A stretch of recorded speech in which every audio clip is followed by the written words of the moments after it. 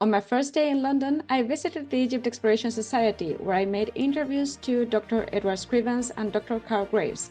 You can watch the interviews on my channel. After that, I headed to the British Museum, where I met today's guest, Sara Aly. She's an Egyptologist and art market investigator, and we talk about the illegal trade in archaeological artifacts, the world of art crime, and the work being done to protect cultural heritage. Hello everyone, welcome to a new episode of Science Factory. Today is a very special one because, as you can see, we are in an open space. We are at Regent's Park, isn't it? Regent's in Park. London. And my guest today is Sara Aly. Hi, Sara, hello everybody. welcome to Science Factory. Thank you for having me. It's so nice to finally have you here. How's everything going? Very well. I mean, London is sunny. What can you ask more than that? Absolutely. It's very hot and it's very sunny, and we've been enjoying every bit of it. I would say every single bit of it for how long it will last. Absolutely, I understand. It's pretty warm today. Yeah. So, starting to talk about Egyptology. I know you started off studying classics in Milan. Yes. What sparked your shift toward Egyptology? Was there a specific moment or person that inspired you? Well, I actually, I've never been interested in ancient Egypt before university, actually, which is very weird. But although I'm Egyptian, I was born in Italy, and I've always had humanities interests, but not really Egyptology. But I used to buy from time to time, Focus Storia. From time to time, it would be like, oh, Ramesses II on the cover, or Tutankhamun and so on. So I would buy those and I would read something. And then one day I went to uni, and the first class of the course of Egyptology was starting. And I was like, oh, let me let me go and listen what they say about my country. And I just fell in love with it. And I called my mom when I finished, and I was like, I want to become an Egyptologist. 2 hours later, I said, this is what I want to do for life.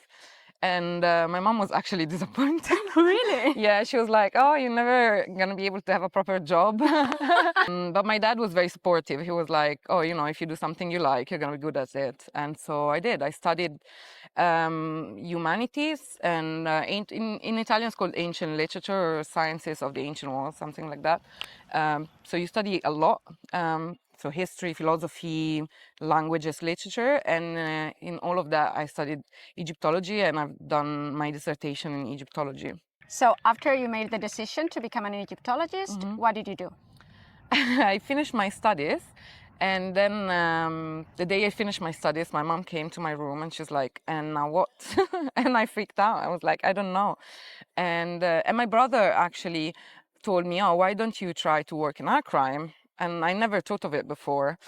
So the first thing I did, I opened my laptop and I typed like Egyptology art crime. And it popped up a stage at the British Museum at the Circulating Artefact project for a month. And I applied, and they accepted my application. So I came to London to do that month of internship stage. And after 2 weeks, I felt like I'm really interested in this. And it's very fascinating because it's not only about crime, but it's also you learn a lot about ancient Egyptian artifacts, material culture, and you see a lot of different objects, and let's say your curiosity is always stimulated, and so I got really passionate very quickly about it, and I decided, to stay. I was supposed to go to Leiden to do my master's, but then COVID started and everything. So eventually I stayed, and I did my master at Manchester, and I loved it. It was one of the few masters that where you only do Egyptology, because most of them are Egypt and Middle East, and I've done a lot of that in my undergrad, so I was like, I want to only do Egyptology. And then when I finished it, I started working in the field. And about the British Museum, your role as an art market investigator sounds fascinating. For someone outside the field, how would you explain what you did? So basically, I worked for a year and a half at the Recovery Project at the British Museum, and my role was to look for the objects missing from the museum collection, and especially on the art market, because that's my background. I would scan catalogs and try to find these objects, keeping in mind that obviously I had information about the objects. because on the contrary of what people think, museums do have catalogs and they do have information about their own objects. So I did meet dealers and talk to a lot of people in the field and in the art market, and working with the authorities. And it was an amazing team effort, and we've done a lot in a year and a half. We recovered a lot of objects. I imagine you scrolling through online auctions, spotting dodgy artifacts. It must feel like being a kind of forensic archaeologist. It's not an easy task, and I guess that's why not many people do it, actually, because it takes a lot of efforts. It's time consuming. Usually you need big libraries because what I do is I try to find patterns based on how many of them I see, or what hands are they in, or how do they appear on the art market, when they appear on the art market. So it's a mix of things that I keep an eye on, and with the knowledge of my colleagues, because it's, maybe I see something and someone else doesn't see it, and vice versa, and we tell each other what we see, and we always have meetings where we discuss what we've been documenting and what we've been coming across. It's just building up the knowledge that you have in your brain, and crossing it with other people's knowledge, because it's not written. I mean, the art market is there in front of us, but the connections, we make them with our brains. And when you're dealing with objects that have no provenance at all, where do you even begin? I would say I begin from the objects I'm interested in, but no, that would be only coffins. But no, but usually I look at certain websites of certain dealers, or platforms, social media. So if it doesn't have a good provenance, or if it doesn't have a provenance at all, it's already dodgy. It's already suspicious, and I start working on it straight away. Like, anything without a provenance for me is a big, massive red flag. There is a difference between a find spot and a provenance. So the provenance, which I prefer to call ownership history, it's a mix. So the find spot is where the object was found, and the ownership history is the history of the people that own the object through time. And if you mean find spot, almost no objects have the find spot mentioned with the dealers in catalogs and so on. And it's never been a thing. And I guess back in times, things would be sent to Western countries, and they would be straight away sold.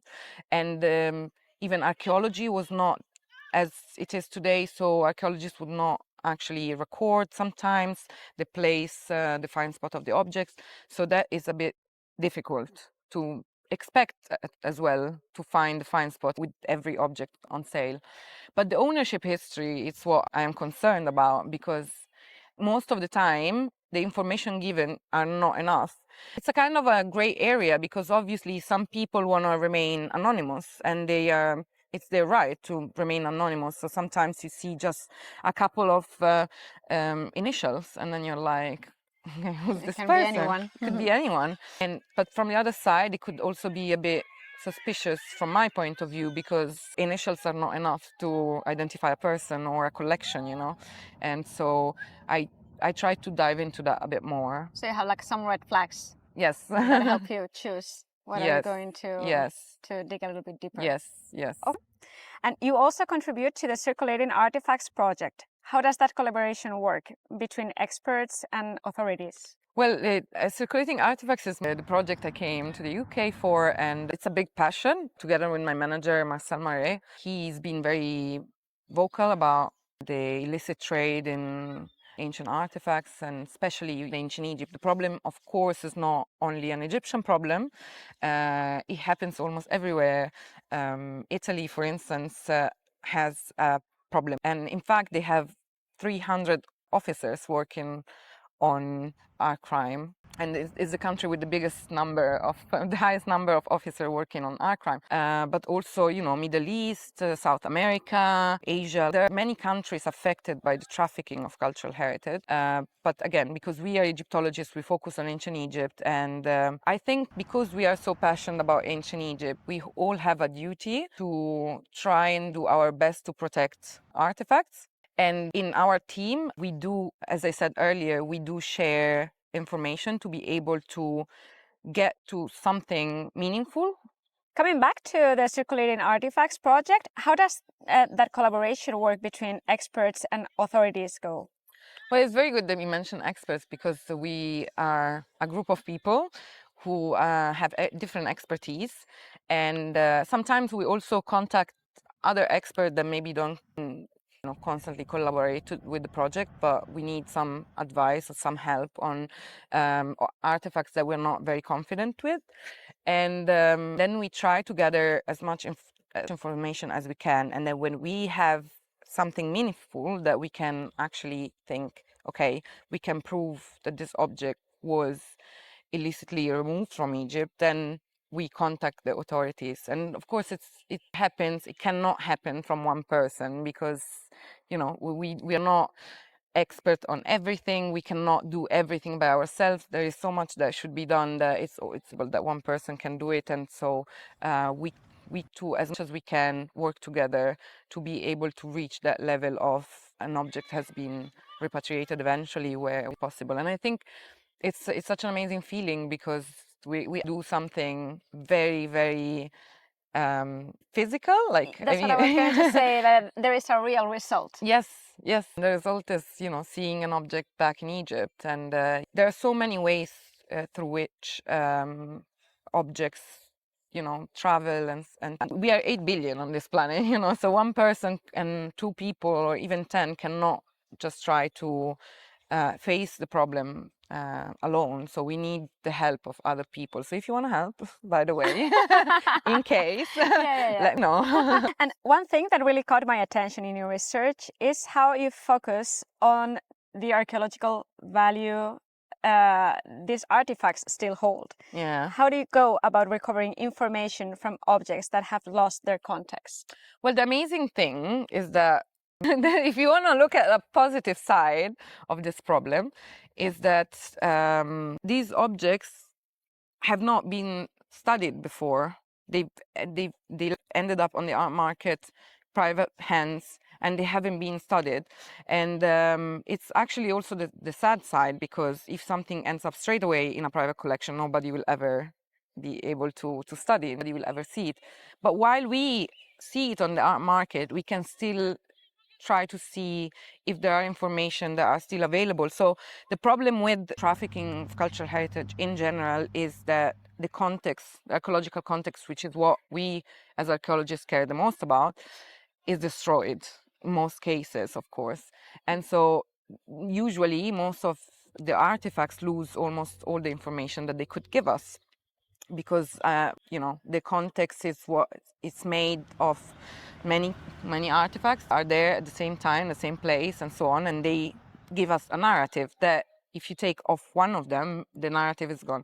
And so when we see an object, there are some times where there are names of people or names of places, or there are patterns, like stylistic, artistic patterns that have never been documented before. And I think that is the rewarding side of it as an Egyptologist. And I think that's what can keep most people like us motivated in what we do. But it cannot be the only thing. First of all, we want to protect the artifacts, and if we'll never have time to publish everything that can be learned from the art market. But if we know that the object is this, maybe someone else could, I don't know. Yeah, it's a collaborative that word collaborative effort. Yes. Also, it can't only involve one person. It has to be a group of people interested in this, that work together to improve the knowledge, maybe you are, for instance, progress. Interested in bronzes, and I know nothing about bronzes, Absolutely. And so you can help me find out if I found an object that I feel it's a bit suspicious. Maybe you can help me find out where does the dating, where does it come from, and things like this. And how do you see the role of museums evolving in terms of ethical responsibility and transparency around provenance or ownership history? Well, I think museums are putting an effort, and academics are putting an effort towards, let's call it just provenance. I think there is still a lot that has to be done, but obviously because museum collection, most of them have been built in times where nobody would record this kind of information. Then it becomes very difficult to sometimes to correct that with collections that have already been formed. But I think what is, and it's already starting, but what museums need to focus more on, or not focus, but put more effort in, is to properly check and document the ownership history and the provenance of objects that they're willing to acquire. And I think that even if it, because again, can't know all the collections that ever existed or that will exist, or all the dealers that ever existed and so on. But there are people that focus on that. There are people that focus on collections and they know all the collections that ever existed. And so I think when museums are acquiring objects, they should, pay more attention in the documentation provided with the objects, because sometimes documentation can be fake. You need to pay more attention to those kind of details. And of course, we cannot say, oh, I would like the art market not to exist, because by not allowing the existence of the art market, then everything will happen illegally, and much more damage. Yeah, much more damage will happen. So it's good that it still exists in a way, but we should definitely engage much more with the art market and study much more what's going through the art market. So even for museum curators, when they are approached with an object that they could buy, they know what they are looking at because they've been looking at the art market. But we need more people to engage with it, and engaging with it doesn't mean to become part of it. It means to study it. So when you know something, you are able to deal with it.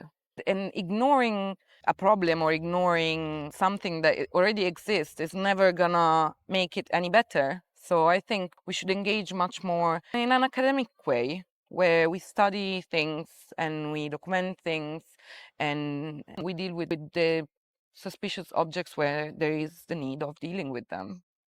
And from an academic point of view, what kind of impact is the illicit antiquities trade having on our understanding of ancient Egypt? When I think about it, I feel like we're missing so much. So when we go to museums, we are so happy to see artifacts and they're displayed in the best and more beautiful way. Mummies, we take care of mummies, we cover them. But then the illicit trade is the money, not the objects. The objects are not the main thing. They're not the main priority. And so when these things get destroyed, they're never gonna come back. A Fayum portrait made 2,000 years ago is never gonna come back to us if it's destroyed. And it's lost forever. And that's what I think the most when I think about the illicit trade. The final goal is the money, but the biggest issue is the destruction that happens with it. And that's, again, everywhere. It's not just an Egypt problem or an Egyptology problem. It's everywhere where there is destruction of cultural heritage. People don't realize that they're deleting their own identity. I'm a very proud Egyptian. I love my country and I love Egypt. I am proud of it also because of ancient Egypt, because of modern Egypt, but also because of ancient Egypt, Pharaonic Egypt, prehistoric Egypt, Coptic Egypt, Islamic Egypt, Roman Egypt. So how can we keep saying that we're proud of being Egyptian if we allow it to happen, not fighting it or not doing anything about it? And I know that when I put my head on the pillow at night, I know I'm doing something about it, and I'm glad I do. But from my point of view, how can we claim that we're so in love with ancient Egypt, especially us, especially Egyptologists that have the power because we have the knowledge of trying to save those objects? How can we not do anything about it? For me, it's not even understandable. And I know there are a lot of people that do in their little capacity, because, and I say little not because there are people that work at universities or at museums, they're already so busy with their work, they just don't have the time. If you have 30 students and you're supervising and dissertations and you have to publish and so on, so it's a lot. I understand that some people have little capacity, but I know there are some of them that still do something about it or contact someone that could do something about it. And I'm glad that they are out there. I know that I am 100% of my time spending it on this. I want to do this for my country. So when I say I'm proud of being Egyptian, I know I have full rights to say it. Of course, and you're doing a great job. Yes. You are also working at the Griffith Institute in Yes. Oxford. Yeah. Tell us about it. I work at a project that is studying the archives of an Egyptologist who in the 20th century used to document objects on the art market.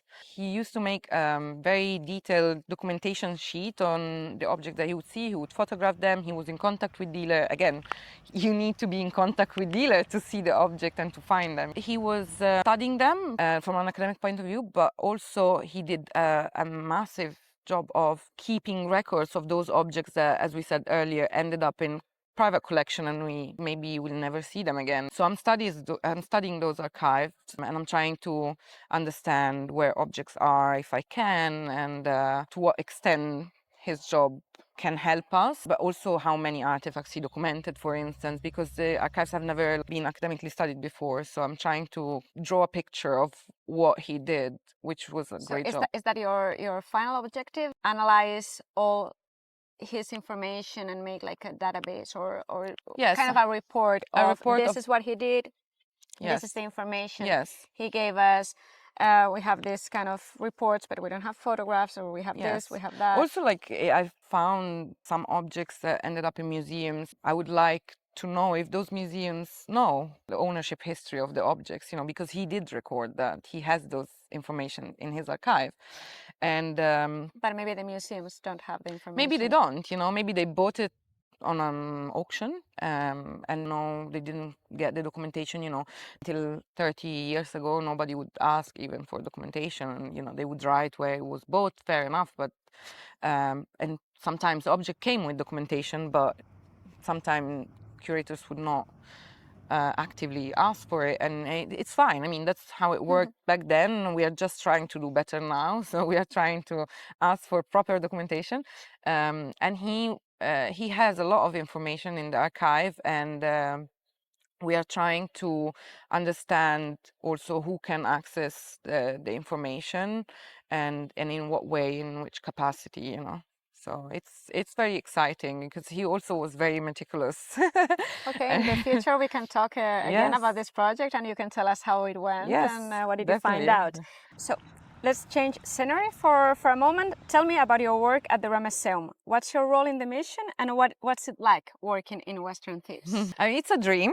Let's start from that, because, you know, at the Ramaseum you see, you know, all the tombs. So you get there in the morning and you look at it, and the view is magnificent, of course. It's amazing, and I'm very happy that I have the opportunity to work there. And what I do is I help analyzing coffin and cartonnage fragments. And the Ramaseum was also used as a cemetery, so there are a lot of tombs, and there are a lot of, obviously, a lot of coffin fragments, and because of different reasons, a lot of them are broken. And so I discovered I'm very good at fragment matching, so like a jigsaw puzzle. And so I spend a lot of time actually trying to, you know, understand what's represented in the fragment and then try to match it with other fragments, and to be able one day to maybe reconstruct coffins if possible. That sounds fun. Yeah, that's amazing. And the colors, like, they come out of the ground so colored. It's just incredible. I'm so in love with it. Yeah, I can imagine. I'm so in love with it. And do you find any overlap between your work in the field and your provenance research at the museum? No, not really, because, you know, like, Thebes is so well documented and anything, especially coffins coming from there, are so well studied and well documented. But what I must say, it's very interesting to see what's not represented, and, like, because I'm very passionate about coffins, so I try to understand what is specifically from Thebes, like what stylistic features are specifically from Thebes and are not found anywhere else, and vice versa, because there are some stylistic features that are from other places that are not represented in Thebes. And I think that's the way that it can overlap. I'm always looking at, you know, artistic patterns, for instance, and I'm always trying to understand what is relevant for archaeological, you know, or find spot investigation and what is less. You know, there are things that are represented on every coffin. You're not going to look at that, for instance. You know, yeah. So that I think that's mainly it. Yeah. And the last topic I wanted to mention was the CRE. You're also part of the permanent committee of current research in Egyptology, the CRE. Yeah. What does that role involve, and why do you think CRE is such an important space for emerging scholars? I mean, from my experience, CRE, I loved it. The first time I went there, everybody's so young, and you know, like everybody is willing to learn. Us. No, well, but not me. She is young. No, but it's interesting because you know that you kind of know that you are the only expert on your topic there. You know, if you're going to present something, I know if I go to CRE, because we are all early career Egyptologists, that mainly I'm gonna be the only one that knows what I'm talking about. And I think so it's less scary. It's very much less scary, very, very much. And on top of that, other people are very interested and are very engaged, and they're very supportive. And I think that's why I love Syria, and I never miss a Syria. Don't miss a Syria. It's very supportive, especially when you need to find that confidence to go in front of senior Egyptologists and speak in front of them. And, you know, most of us have imposter syndrome. We all know that. So it really is the environment that helps you get that push to speak in front of. And it's not like, I mean, of course, we're students, we're studying, we're learning. It's not like nobody understands. You know, I'm not saying that, but it's just that when you present on, you know, their research and their master dissertation, you've studied that for months. No one else there did. But if I go and talk coffins in a conference of senior Egyptologists, of course, there are millions of people there that know what I'm talking about, maybe more than me, I don't know. It's a very different environment, and I'm very happy that this year is happening in Egypt, so don't miss that as well. We will be there. And I think it's just the perfect space for young Egyptologists. Like a safe space. Yeah, it's perfect. And then, of course, you know, there are activities and, you know, gala dinners and so on, parties, karaoke. So we obviously you network a lot at CRE, obviously you do, because you get to know. I mean, actually, we met at CRE. Yeah. It was it was not a CRE. But most of my Egyptology friends. No, but it's true that my first conference was a CRE conference in Leiden, and that's where I started to meet Egyptologists like I do now, and it's amazing. Yeah, because you meet students and then you become an Egyptologist, but they also become an Egyptologist, and you actually have a network. Because sometimes you think, how am I gonna interact, like how am I gonna engage with or who do I know that knows about this specific topic that can help me find information about what I'm studying at the moment. It helps. It does, you know, I know someone that might know what I need to. We don't need to embellish anything. I think we're not trying to embellish theory right now. No, we're not. It's true. Like that's how I feel about theory, and I'm very happy to be part of the permanent committee, and I'm very glad that I voted for you. Thank you.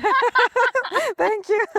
I'm glad that I can make an impact for other future Egyptologists. It's good that the permanent committee only lasts for 2 years. Like every position only lasts for 2 years, so it keeps giving the opportunity for other people, and also you see how to structure such a big conference, because it's very big, and it's all organized by students, and of course with the supervision of university professor, but it's a big effort, so you learn a lot from that side as well. So now, for instance, I will complain much less when I go to conference because it's now that you know what happens in the backstage. Yeah, it's a big work. We go to conferences like, oh, the coffee is not Italian coffee. Now I would never say anything about it. I think I gave the notepad. Yeah, you see? Yeah, exactly. I don't like the logo. There's so much behind it. It's and obviously anybody else that organizes a conference knows. But if you didn't, you don't. No, but all the conferences, I haven't attended too many conferences, but there's 3 or 4 already in the last 2 years, so it's quite a lot, and I've always had a very good experience, and I've always been surprised that it was, I mean, I'm not an expert in conferences, but in my opinion they were pretty nice. I mean, I also don't complain that much. I'm happy to be in an environment where there are a lot of people that, you know, the fact is that in a conference you never stop talking about ancient Egypt if you want to. Well, when you're at home, you get like to dinner with your parents, and you have to stop because you know they're gonna tell you we are not at your workplace, and we're not interested, especially, you know. But in a conference, the nice part is that you can constantly talk about ancient Egypt, and so I without feeling guilty. Without feeling guilty at all. And so I mostly focus on that anybody that I can go out and talk with and discuss after every talk and changing from a room to another, you can keep discussing the topic that you've just learned about, and it's interesting. And I like that you actually can go to people and say, amazing topic, you know, like an amazing talk, and you can actually, I mean, encourage them, and support them in such a way. I'm talking about CRE. I'm supposed to be meeting another member of the permanent committee like half an hour ago, so we're going pretty late. It doesn't look like it, but it's 8 p.m. Yeah, I'm going to blame it on her, of course. Yes, of course. Fine. Thank you very much for making me being late. It's okay. Now you're more hungry. You're going to be more appreciative of the food. I'm going to tell him it's your fault, so okay. it's all fine. Sorry, Guy. I'm very sorry. Thank you very much. Thank you. I hope to see you soon again, maybe Definitely. online if necessary, yes. so we can talk more about your projects, your future projects as well. I can never stop talking about it, so yeah, we have seen that already. It's terrible, yeah. All right, I'm not talking. Bye. No. Thank the audience, please. Thank you very much. Thank you for listening to us. Okay, thank you, and see you on the next episode. Bye-bye. Bye-bye. I hope you enjoyed this conversation with Sara Aly as much as I did. If you want to learn more about her work, you'll find all the links in the description below, including the Circulating Artefacts project at the British Museum and the current research in Egyptology. Don't forget to like, share, and subscribe for more interviews on Egyptology, archaeology, and cultural heritage. If you haven't yet, check out my interview with Dr. Edward Scrivens and Dr. Carl Graves from the Egypt Exploration Society. I'll leave the links below as well. Thanks for watching, and see you in the next episode.